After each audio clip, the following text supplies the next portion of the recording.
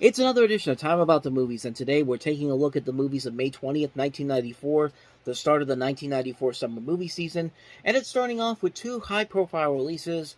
We'll start with the biggest new release of the two, that is Mel Gibson, Jodie Foster, and James Garner, in Richard Donner's adaptation of the Western TV classic, Maverick.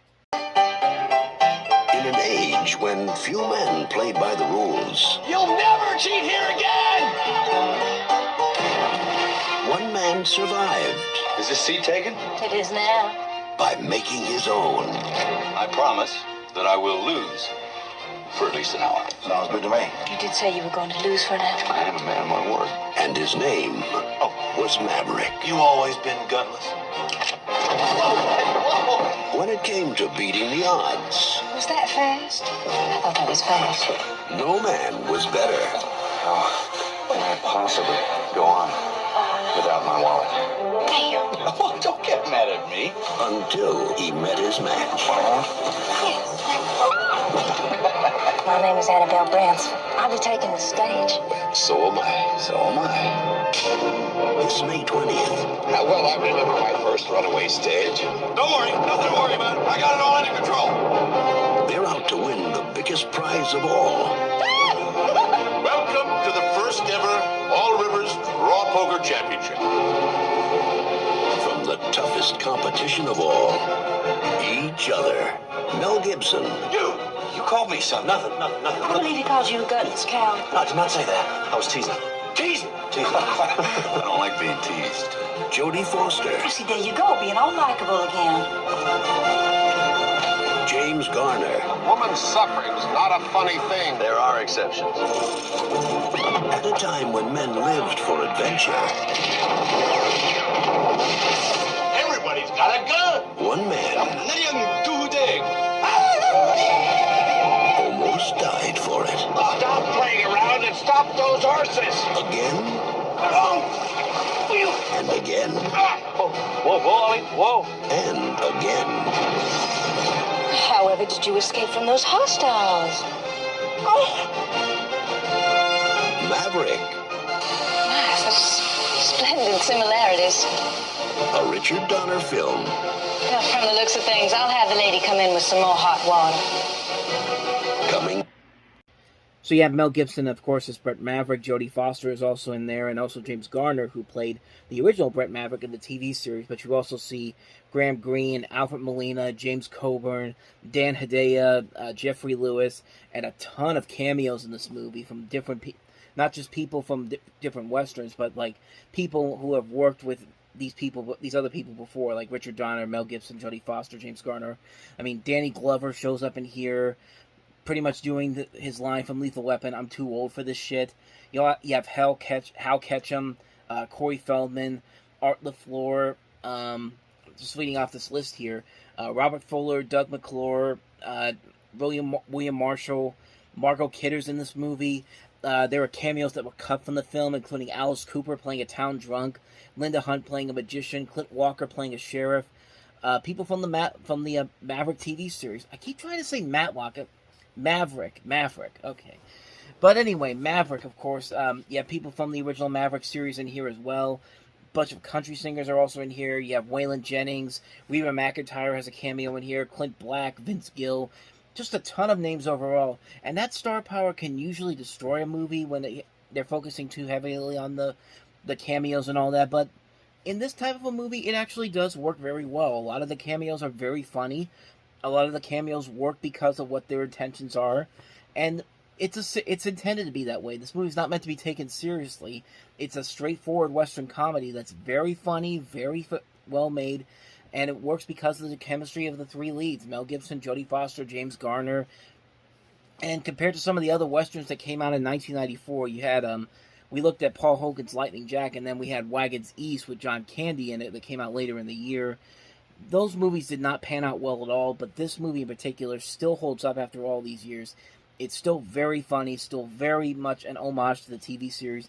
Even if you've never seen the original Maverick series, you could get invested in this movie pretty quickly, and you can still have a good time with it. It's a good, fun time all around. Like, everybody knows what they're doing.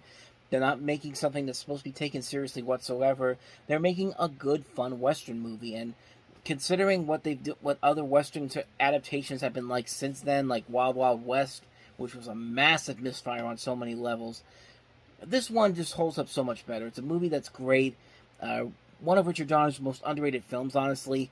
If you haven't seen Maverick, do yourself a favor. Definitely check it out. You will not be disappointed by it. So, that's Maverick. Let's move on to the second movie that came out this weekend, and that is Gus Van Sant's Even Cowgirls Get the Blues.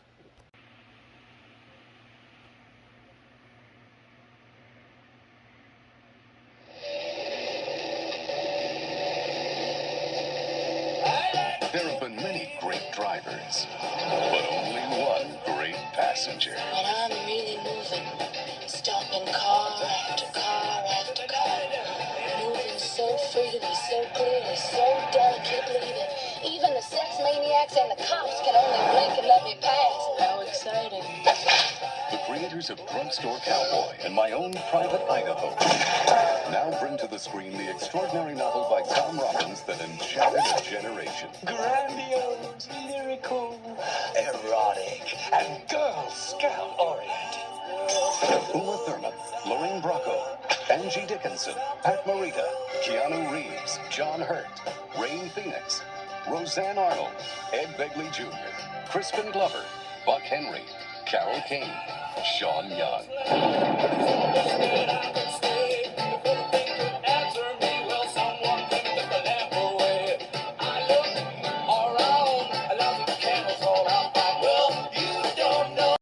You know, for Gus Van Sant to come off of such critical commercial successes like Drugstore Cowboy and My Own Private Idaho, and then he has this movie come out, this is kind of the one that kind of dampened his rising star power as a director, and it was seen mostly as a large critical and commercial disaster. And, I mean, the trailer doesn't look like it's that bad. I think a lot of people were turned off by the way they create the enormously large thumbs for Uma Thurman's character in the movie, Sissy Hanksaw. And yeah, it's very, very distracting. And then, like, you're watching some of these serious moments that are in this movie, and you just see Uma Thurman with these big thumbs that look like they were like made at the last minute. And it's just like, there's no way you could take that seriously at all. And that's really the problem with the movie, is that despite this really good cast, I think the story that this is based off of is kind of a little bit very much dated. Like, this book came out in the 1970s, and I would have thought they would have tried to at least adapt it for a modern time, but it doesn't really do a good job of doing that. It feels like something that they're just trying to they just took from the original source material and didn't try to modernize it, didn't try to update it in any way, shape, or form. And I don't think anybody in here is doing a bad job. I mean, I think, honestly, one of the more underrated performances in this movie came from Rain Phoenix, who plays Bonanza Jellybean, and it actually has a couple of pretty good moments in the movie. And, like, a lot of the performances in here are not bad. They are pretty good for what they are. It's just the material that they're being given just really doesn't work. It's a film that really needed a lot more updates to keep it relevant for the time period. I will say one of the few things that actually does hold up with this movie is the soundtrack by Katie Lang. It actually is pretty good when you really listen to it overall, but the movie as a whole is a massive misfire, considering all the talent they have in there. I mean, you saw it in the trailer. Uma Thurman, Lorraine Bracco, Angie Dickinson, Pat Morita, Keanu Reeves, John Hurt, Rain Phoenix, Roseanne, Ed Begley Jr., Crispin Glover, Buck Henry, Carol Kane, Sean Young, Heather Graham is also in here, Udo Kier is also in here, Lynn Shay, Edward James Olmos. Just a huge cast overall, but just a real missed opportunity here. It's a shame, too, because this director has made some great movies, and this is the first one that's really one of his biggest misfires.